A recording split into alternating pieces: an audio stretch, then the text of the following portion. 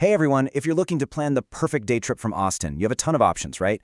But today we're diving deep into the one that's basically a Texas institution, the Hill Country Wine Tour. Let's break down exactly what it takes to plan an absolutely unforgettable one. So, let me ask you this.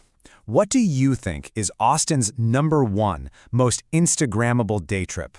I mean, yeah, floating the river's a classic, and you can't go wrong with legendary barbecue. But the go-to choice for group celebrations and big getaways, it might just surprise you. You guessed it, it's a full-blown Texas Hill Country wine tour. And honestly, when you think about it, it makes total sense. You get to sip on award-winning wines, surrounded by that gorgeous hill country scenery. It's the perfect setting for bachelorette parties and milestone birthdays. And best of all, you've got safe transportation so everyone can relax and have fun together. It's really not just a trip, it's an experience you'll be talking about for years. So what are we really talking about here? Well, at its heart, an Austin wine tour is a one-day escape. You're leaving the city buzz behind to explore a handful of unique wineries, getting to taste the very best of what the region has to offer, all packed into one amazing day. All right, first things first. You've got to choose your own adventure, and that really boils down to two huge decisions: when you're going to go and where exactly you're headed. Let's walk through it and figure out the perfect combo for your group. Okay, so timing. When is the best time to go? Well, it's a bit of a trade-off. Spring and fall are, without a doubt, peak season. The weather's perfect, you might see wildflowers, you've got harvest festivals, it's amazing. The catch? You have to book everything way, way in advance. On the other hand, you could go in the summer or winter. It's the off-season, so while you might be dealing with Texas heat, you're also going to find smaller crowds and, maybe even some better deals. And for your next big decision, where are we going? The two most popular spots are Fredericksburg and Dripping Springs. Fredericksburg is the classic wine hub. It's about an hour-and-a-half drive, but it's worth it. There are over 50 wineries out there, plus all that cool German charm. Now, if you want something closer, Dripping Springs is only about 45 minutes away. It's got more of a boutique, family-run feel, and it's absolutely perfect if you're thinking about doing a shorter, half-day kind of tour. Okay, so you figured out the when and the where. Now we need to talk about logistics, and maybe the most crucial part of the whole day. How are you actually getting there? Because, let's be real, when wine's involved, getting there and back safely is priority #1. But before we even get into the vehicles, here is a golden nugget of advice from a local tour guide. Plan your route geographically. Seriously, don't spend your day crisscrossing the hill country. Group your wineries together in one area. That means way less time on the road and way more time actually tasting wine. So what's the best way to get around? For a group, there is one undisputed champion, the party bus. Just think about it. Nobody gets stuck being the designated driver. The whole group stays together. You've got that essential AC blasting. Plus, you can bring your own music and coolers. And when you split the cost, it's actually pretty affordable.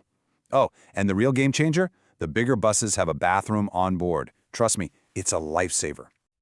Now, a quick but very important warning. Do not, I repeat, do not try to rely on Uber or Lyft for a wine tour. The cell service out in the hill country can be super spotty. The prices can get crazy expensive, and there is absolutely no guarantee you'll find a ride back to Austin. Seriously, it is just not worth the risk of getting stranded. All right, let's talk money. How much is this perfect day actually going to cost? Don't worry, we're going to break it all down so there are no surprises and you know exactly what you're getting into.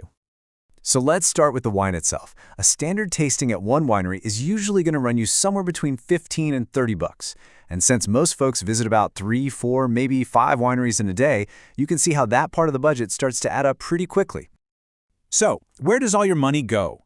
Well, the tasting fees are actually the biggest piece of the pie, at around 40%. Transportation is right behind that. Then you've got your food and maybe some extra drinks. And of course, you can't forget that little slice for tipping your amazing driver. So what's the grand total look like per person? Well, if you're doing a more budget-friendly tour, you're looking at about $115. A really solid mid-range experience will be closer to $185. And if you want to go all out, private tastings, the whole shebang, you should plan for around $265 a person.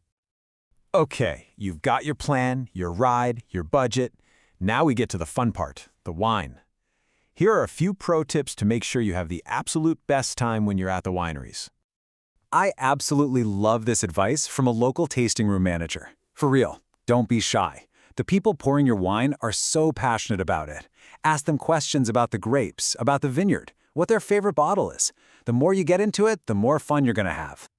And if you want to taste like a pro, all you have to do is remember the 5 S's. It's easy. First, you see the color of the wine in the glass. Next, you swirl it around. That helps release all the aromas. Then you smell it. Really get your nose in there. After that, you take a sip and let it wash over your whole mouth. And finally, you savor the taste that lingers. See, swirl, smell, sip, and savor. You've got this. And lastly, just a little tour etiquette. First and foremost, hydrate. Drink plenty of water. Also, eat a big breakfast before you go, and please, for the love of all that is good, wear comfortable shoes. Try not to wear strong perfume because it can mess with the wine aromas. And hey, it is 100% okay to use the spit bucket. That's what it's there for. And most importantly, if you find a wine you really love, buy a bottle. It's the absolute best way to support these incredible local wineries. So there you have it. You are now officially an expert, fully equipped to plan the most amazing Texas Hill Country wine tour ever. So the only question left is, which winery are you going to visit first? Cheers to that!